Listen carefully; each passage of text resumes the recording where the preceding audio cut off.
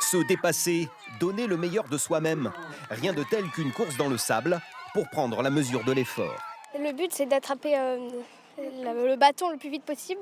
Sauf que quand tu commences, t'es en arrière, allongé, et tu dois te retourner le plus vite possible pour aller chercher le bâton. C'est l'une des épreuves de ce challenge sportif proposé tout au long de la semaine aux 1300 élèves des écoles du secteur de Royan.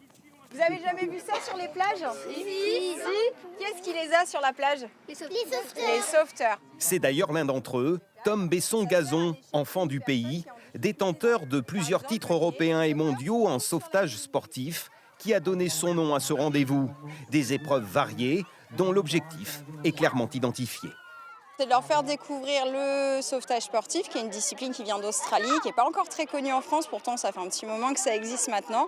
Donc de les sensibiliser à ce sport, le but c'est aussi qu'ils s'amusent, et puis pourquoi pas à l'avenir qu'ils soient un petit peu plus intéressés par les métiers autour du secourisme, du sauvetage. Mais d'autres disciplines permettent elles aussi de repousser ses propres limites, comme le triathlon par exemple. Victor vient de franchir la ligne d'arrivée avec quelques bobos, épuisés mais heureux.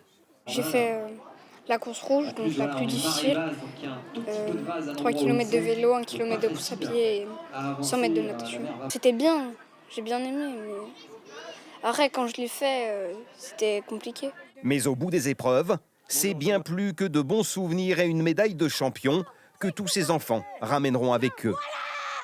C'est découvrir des métiers, découvrir peut-être des vocations et puis surtout avoir les bons comportements quand on est à la plage, quand on peut voir des gens aussi en difficulté, qu'est-ce qu'on a à faire. Notre rôle civique, voilà, notre rôle citoyen finalement.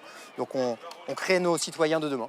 Un beau pari que les organisateurs comptent bien renouveler à l'occasion d'une 4e édition l'an prochain.